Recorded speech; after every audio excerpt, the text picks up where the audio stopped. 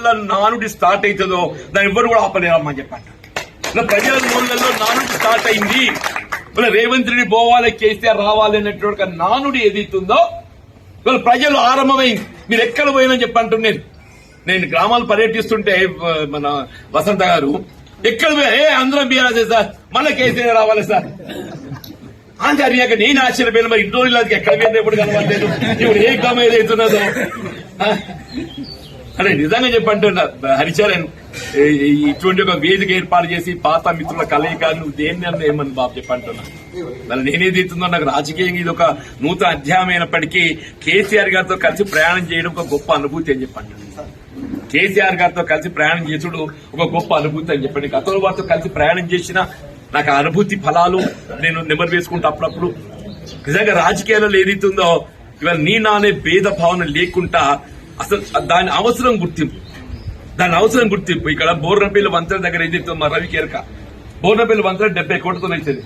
మరి మొట్టమొదటి సమావేశం నేను కరీంనగర్ సమావేశం కోరడంతో ఏదైతుందో ఫస్ట్ 70 కోట్లతో సైకిల్ ఇచ్చిన. అదే కాదు ఇవ్వాలని చెప్తున్నాను నేను. అందరి వల్ల మొన్న ఎన్నికలు వచ్చే వరకల్లా నేను సీసీ రోడ్ వేసినా, నేను డ్రైన్ కట్టిన, ఇదిగా అచ్చా ఇంతవరకు ఏదైతుందో కాంగ్రెస్ ప్రభుత్వం వచ్చిన తర్వాత నువ్వు మంజూరు చేయబడ్డ నిధులతో వేసింది ఒక్క రోడ్డు చెప్పా మా శివకేశ్వరం ఉండడానికి అన్నెరక జరిగే పనులను ఎక్కడియో పాత గాత టీఆర్ఎస్ ప్రభుత్వంలో 50 కోట్ల రూపాయలు దాన్ని ఏమంటారు తెలంగాణ ఏదో ఫండ్ వచ్చింది కదా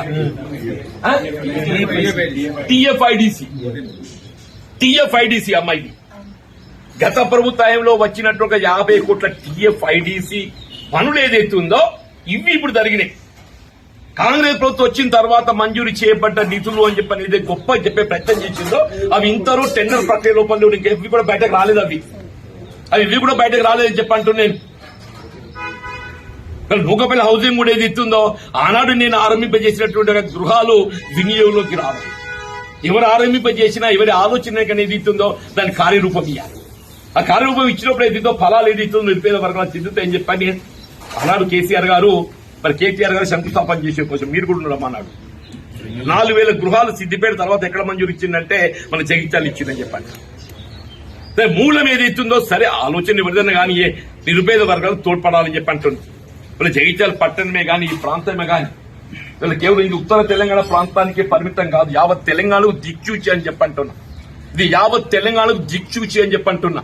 కాబట్టే వారు కేసీఆర్ గారు ఏదైతుందో జగిత్యాలో బహిరంగ సభ ఏర్పాటు చేయాలని చెప్పి తలంచి వారి వీళ్ళ జగిత్యాలో బహిరంగ సభ ఏర్పాటు చేసి తలంచడానికి కారణం ఏదైతున్నదో వీళ్ళ ఏ ఉత్తర తెలంగాణకు జగిత్యాలు ఏదైతుందో నడిగడ్డ ఇది ఏదైతుందో దిక్కు భావిస్తామో ఉత్తర తెలంగాణ యావత్ తెలంగాణకి ఏదైతుందో ఇది మార్గదర్శనం కాబోతుందని చెప్పండి. రేపు 20 తారీఖు సమావేశం ఏదైతుందో యావత్ తెలంగాణ ప్రజానికే మనం గమనిస్తున్నారు అసలు ఏం కాబోతుంది జగిత్యాల. వాళ్ళు ఒకప్పుడు ఏదైతుందో 78లో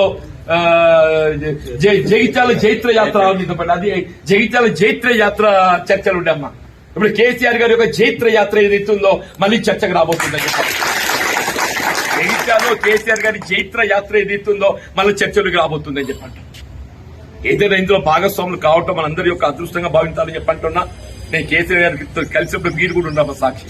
నేను అంత చెప్పాను మీతో కలిసి ప్రయాణం చేసుడు ఏదైతుందో ఒక విధంగా నా కర్మ సిద్ధాంతాన్ని నమ్ముతాను, నేను దేవుడు చూపిన మార్గం అనుకుంటాను చెప్పి తప్పకుండా భవిష్యత్తు లోపల ఏదైతుందో తెలంగాణ రాష్ట్ర పునర్నిర్మాణం కొరకు భవిష్యత్తు కేసీఆర్ గారు ముఖ్యమంత్రి కావడమే దానికి ఏకైక మార్గం అని చెప్పండి. కేసీఆర్ గారు ముఖ్యమంత్రి కావడానికి కొరకు తిరిగి రాష్ట్రంలో బీఆర్ఎస్ ప్రభుత్వం ఏర్పడటానికి కొరకు అందరం కూడా కలిసి కట్టుగా ఏదైతుందో మరి కలిసి ప్రయాణం చేద్దాం. మరి బీఆర్ఎస్ పార్టీ బలోపేతం దానికోసం అందరూ కృషి చేద్దామని చెప్పి అంటున్నా. ఇందులో భాగంగా సోదరుడు హరిచరణ్ పాత మిత్రుడు ఇవాళ ఇక్కడ జిల్లా పరిషత్ వైస్ చైర్మన్ గా కూడా కృషి చేసిండు. బీఆర్ఎస్ పార్టీ ఆవిర్భావంకి వెళ్ళి కూడా వారు బలోపేతంగా పనిచేస్తుండ్రు. వారందరినీ మనందరికీ కలిసే ఒక వేదిక ఏర్పాటు చేసేందుకు వారికి ప్రత్యేక ధన్యవాదాలు చెప్తారు. పాల్గొన్నట్టు సోదరి వసంత సురేష్ గారు, మా పెద్దన్న పురుషోత్తమరావు గారు వారు ఇప్పుడే అన్నారు రాజకీయంగా ఏ పొలిటికల్ పార్టీ కమిట్మెంట్ అని లేకున్నా కానీ వీళ్ళ సోషల్ జస్టిస్ వీళ్ళ సమాజంలో ఏదైతుందో ఒక బాధ్యత గల పౌరుడిగా నాది కూడా బాధ్యత ఉంటుంది, అంటే వారిది కూడా బాధ్యత ఉంటుంది. ఆ బాధ్యత నిర్వహణలో ఏదైతుందో నేను తప్పకుండా నాకు జీవన్ రెడ్డి గారి సూచన అని చెప్పిన వారు ముందుకు వచ్చినందుకు వారికి ఉదయపూర్వక ధన్యవాదాలు చెప్తుంది. కాంగ్రెస్ పార్టీల చేరికతోని ఒక నూతన అధ్యాయం ఆరంభం కాబోతుంది. అంటే వాస్తవంగా బీఆర్ఎస్ లో చేరిక నూతన అధ్యాయంగా భావించినప్పటికీ కేసీఆర్ గారితో నాకున్నటువంటి ఒక అనుబంధం ఇప్పుడే సోదరి వసంత గారు అన్నట్టు ఏదైతుందో ఆ ఈనాడుది కాదు, చాలా వరకు జగిత్యాల ప్రాంత ప్రజానికానికి అందరూ కూడా తెలుసు. నేను ప్రజా జీవితంలోకి రాకముందు నుండి కూడా వారితో వ్యక్తిగతంగా కుటుంబ పరంగా కూడా పరిచయం ఉన్నటువంటి ఒక వ్యక్తిని. మేము 83 అంటే తెలుగుదేశం పార్టీ ఆవిర్భావంలో కలిసి ప్రయాణించాం. కానీ తదుపరి కాలంలో రాజకీయంగా మరి భిన్న అభిప్రాయాలతోని భిన్న రాజకీయ పార్టీల్లో వేదికలు పంచుకోవడంతో భావాలు ఒకటైనా కానీ భిన్న వేదికల్లో కొనసాగడం జరిగింది. తెలంగాణ రాష్ట్ర ఏర్పాటు ఉద్యమ రథసారథిగా ఏదైతుందో వారు ఏదైతే ఉద్యమం చేపట్టబడడం జరిగిందో వాస్తవంగా ఆనాడు యావత్ తెలంగాణ ప్రజానీకం వారికి అండగా నిలిచింది. 2006-8లో నేను వారికి ప్రత్యర్థిగా ఎన్నికల్లో పోటీ చేయడం జరిగింది.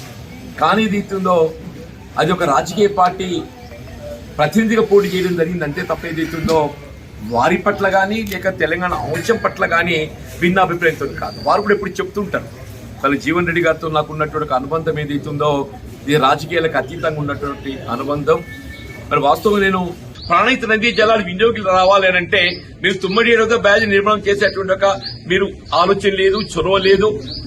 ఇవాళ మిగిలేదు మేడిగడ్డను మనం పునరుద్ధరింపజేసుకోవాలి. ఇప్పటికైనా కానీ ఏదైతుందో ఈ ప్రభుత్వం ఇంకా 2 ఏళ్ళు ఉండబోతుందా, ఇంకా 2 ఏళ్ళు ఉండబోతుందని చెప్పంటున్నా. ఇప్పటికైనా కళ్ళు తెరిచింది.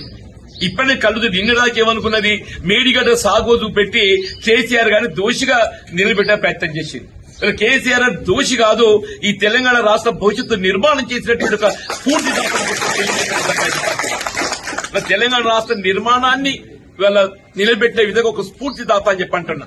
వీళ్ళ మీరు గత వారం రోజులు గమనిస్తుంటే ఏ విధంగా కాళేశ్వరం ప్రాజెక్టు పునరుద్ధరింప చేసుకోగలుగుతాము, మేడిగడ్డ బ్యారేజ్ పునరుద్ధరింప చేసుకోగలుగుతాం అనే ఒక ఇవాళ ఎందుకంటే దోషి అయిపోతున్నాడు. ఇక్కడ 3 కాలాలు గడిచిపోయిందే ఈ వేసవితోని, ఇక మిగిలింది 2 కాలాలు. ఈ 2 కాలాల్లో కూడా చేస్తా అంటే కూడా అవుతుందా కాదా తెలియదు కానీ చెప్తున్నా నేను.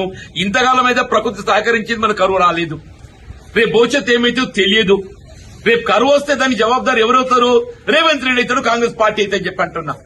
దానికి జవాబుదారు ఎవరైతారో రేవంత్ రెడ్డి అవుతాడు, కాంగ్రెస్ పార్టీ అయితే అని చెప్పంటున్నా.